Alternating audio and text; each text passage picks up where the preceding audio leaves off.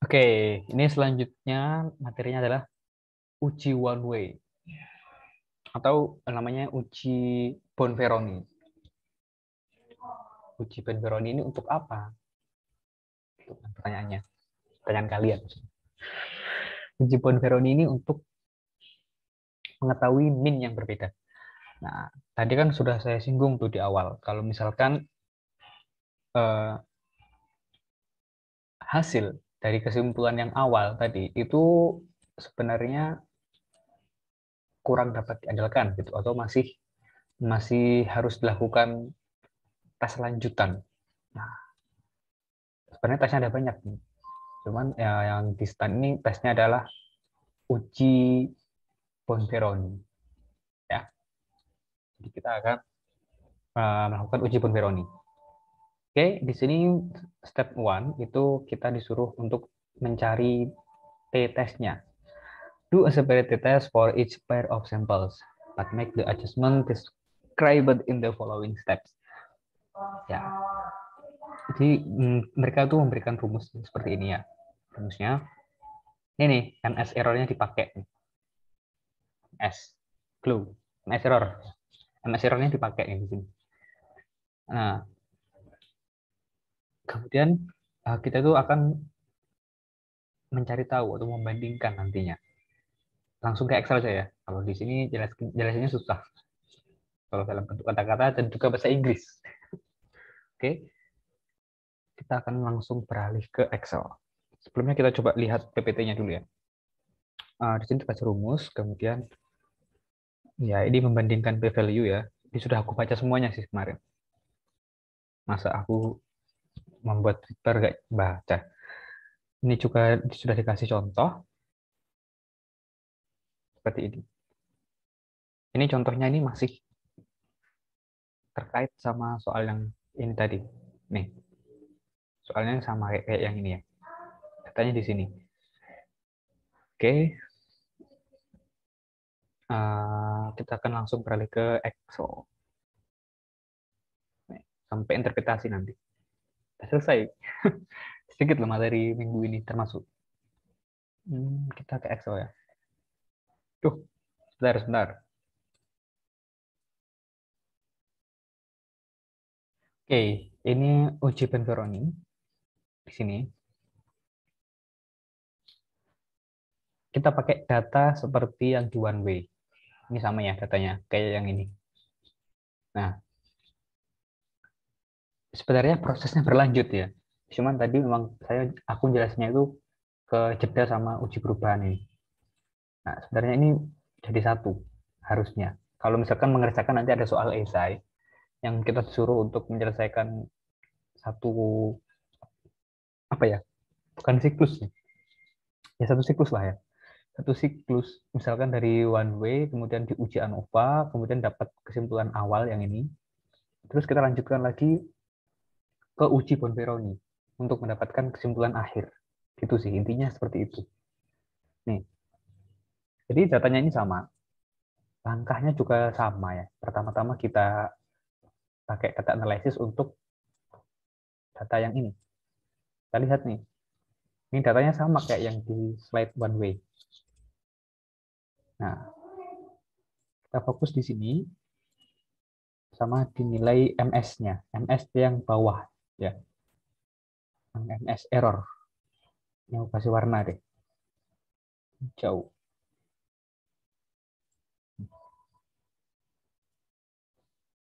Untuk yang warna-warni ini uji hipotesisnya juga sama kayak yang di one way sampai ke kesimpulan awal. Kita tadi itu sudah sampai ke sini.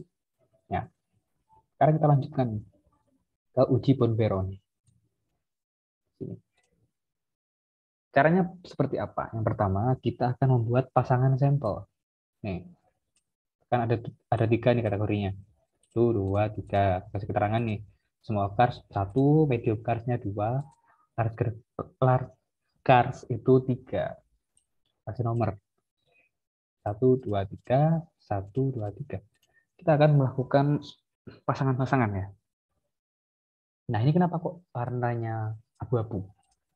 Kenapa kok nggak biru? Kayak gitu sih. Ini tuh kan nggak mungkin kan pasangan satu dengan satu gitu. Ya, apa yang mau dicari kalau misalkan pasangannya satu sama satu. Nah, di sini kenapa kok aku giniin juga satu sama dua? Nah, karena di sini juga sudah ada satu sama dua. Nih, di sini ada satu sama dua. Kalau misalkan ini aku buat satu dua juga, ini double double gitu katanya. Nah, di sini juga demikian satu tiga ini juga sudah. Jadi dipilih salah satu aja. Jadi ini sebenarnya juga bisa sih aku taruh di sini itu juga bisa. Taruh di sini. Nanti yang sebelah sini warnanya abu-abu gitu. Intinya gitulah. Kita cuman memasang-masangkan gitu. Satu dan dua, satu dan tiga, dua dan tiga. Atau bisa dibalik juga apa dua dan satu, tiga dan satu, tiga dan dua sama.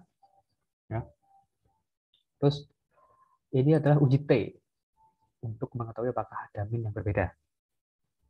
Nah, ini ngisinya akhir ya. Tabel yang bawah ini ngisinya akhir.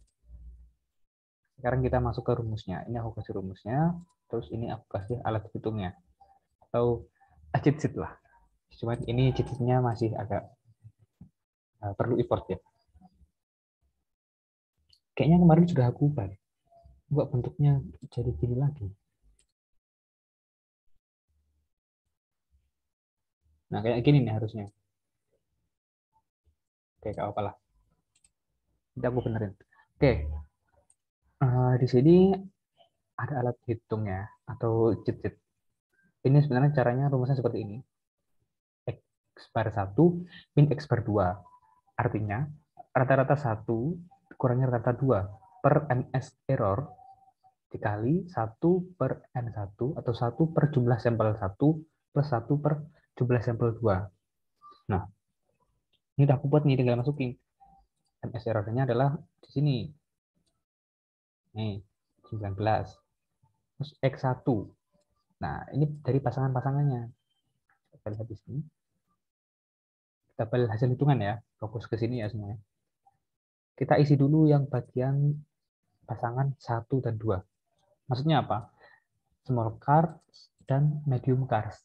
Ya, ini adalah t-test dari uji atau dari pasangan small cars dan medium cars. Kita uji nih. X1-nya berarti rata-rata 1 ya. Itu yang ini, small cars nih. So, kemudian X2-nya sama dengan ini, rata-ratanya medium car. Untuk jumlah sampelnya sama kebetulan. Ini sama ya. Jadi nggak usah diganti-ganti lah ya. So, kalau kalian mau effort ya diganti nggak apa. N1 nih, N2 nih. Sorry. Itu N3. Nggak, sebenarnya sama aja sih. Oke, temu tuh hasilnya. 1,304. Nah, ini silahkan di copy, taruh sini. Taruh ke sini. Nih.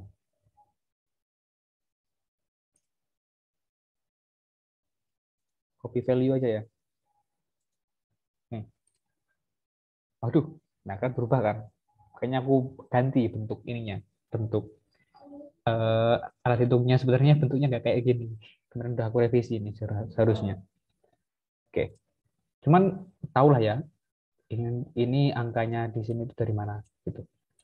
1,304 itu dari sini. Oke. Begitu juga untuk yang lain. Untuk 1 dan 3. Berarti tinggal diganti. Jadi kan ini sudah MS error-nya itu selalu sama di semua pasangan. X1-nya benar. Nah, X2-nya kita ganti dengan rata-rata yang ketiga. Nih. Nih, temu. 2,858. Nih, 2,858. Perhatian ya, kalau misalkan jumlah sampelnya berbeda, ini juga harus diganti ya. Ini kebetulan sama, nih, 10-10. Nanti ada aku kasih soal nih, yang jumlah sampelnya beda nih. Ini beda nih jumlah sampelnya. Nah, oke. Di sini dapat, nah kemudian kita cek juga yang ketiga ini, pasangan 2 dan 3. Pasangan 2 dan 3 ya. Ini tinggal diganti. Pasangan 2, ini, medium cars ya. Tuh, dapat tuh. 1,554. 1,554. Oke, dari t-test kita bisa mencari T kritis. Oke. Dari hasil t-test kita bisa menghitung T kritisnya. Caranya gimana? T inverse to tail. Ini seperti yang disebutkan dalam PPT juga ya. Aku kasih ini deh. Nih, kata-katanya ada di sini. Di buku, apa sih namanya ini bukunya? Nah, di buku ini disebutkan bahwa ini to tail value. Atau kalau misalkan pakai nilai mencari nilai kritis juga kita pakai to tail. Nanti untuk mencari p-value juga pakai to tail. Oke, kita kembali ke Excel-nya.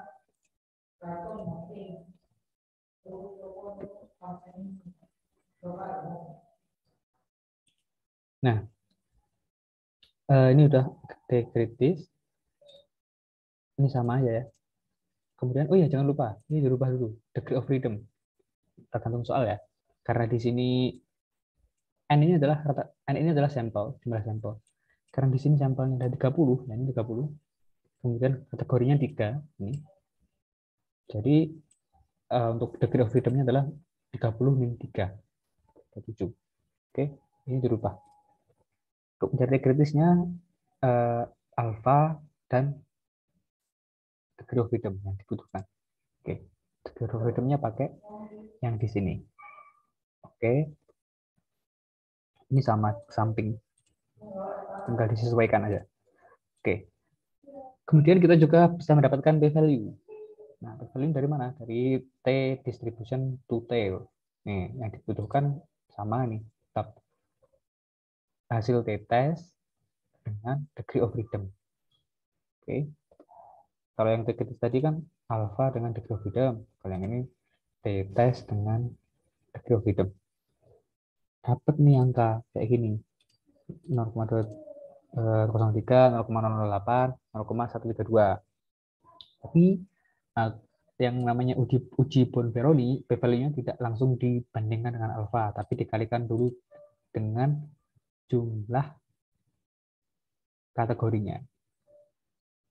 Oke, ini di sini kata-katanya.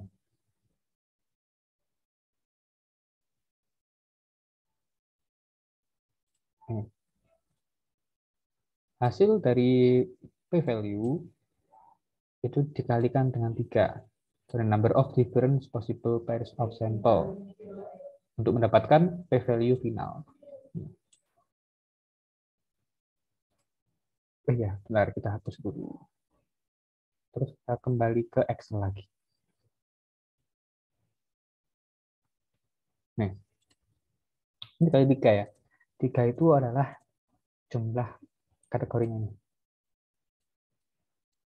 Oke, jumlah perbedaan kategori lah, gitu sebutnya. Nah ini yang namanya adjust p-value atau adjusted p-value. Ini yang bakal kita bandingkan dengan alpha. Dan aku kasih warna kuning. Kemudian kita buat hipotesis. Nah, hipotesisnya itu juga hipotesisnya per pasangan ya. Untuk pasangan satu nih, ya, gampang. Berarti rata-rata 1 seperti rata-rata 2. Satunya rata-rata 1 tidak sama dengan rata-rata 2. Oke, kemudian kita lihat alfanya.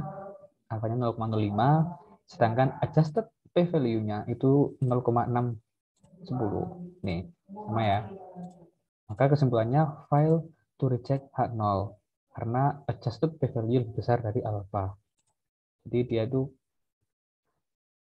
rata-rata 1 dan rata-rata 2 itu sama.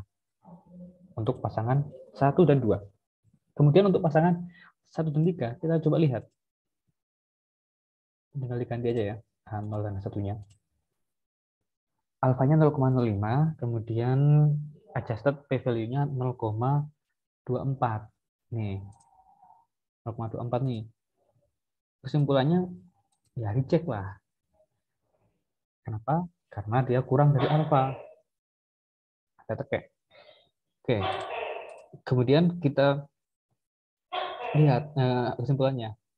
Karena p-value kurang dari alfa, maka kesimpulannya rata-rata 1 tidak sama dengan rata-rata 3.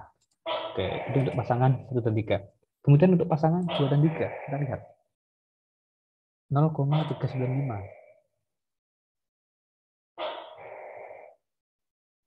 Kita juga akan bandingkan dengan alfa. Nih, alfanya 0,05. Ya, tentu dia akan value to reject karena p value-nya lebih besar dari alfa. Yang mana kesimpulannya? Nah, ini salah nih. Rata-rata 2 sama dengan rata-rata 3.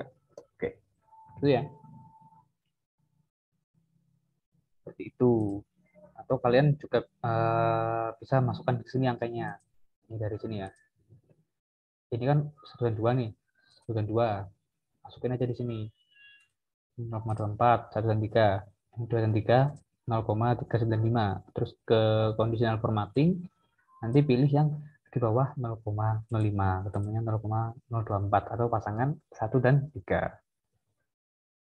Oke, setelah kita melalui proses ini semua, kita akan membuat kesimpulan. Kesimpulan akhir. Nih, sini. Nah, kalau kita lihat ya hasilnya tadi, untuk pasangan 1 dan 2 dan pasangan 2 dan 3 itu file to reject H0 atau rata-ratanya sama. Sedangkan pasangan 1 dan 3 itu rata-ratanya berbeda. Nah, maka kesimpulannya adalah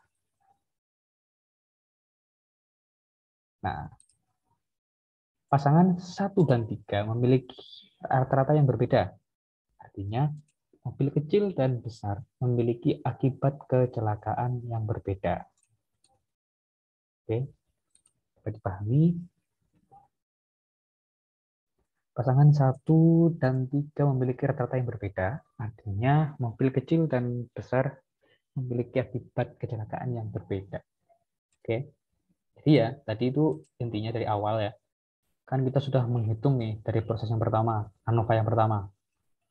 Dan kita dapat kesimpulan kalau value-nya kurang dari alfa atau artinya minimal satu rata-rata berbeda dengan yang lainnya. Kemudian kita melakukan uji lanjutan, yaitu diuji ini satu persatu.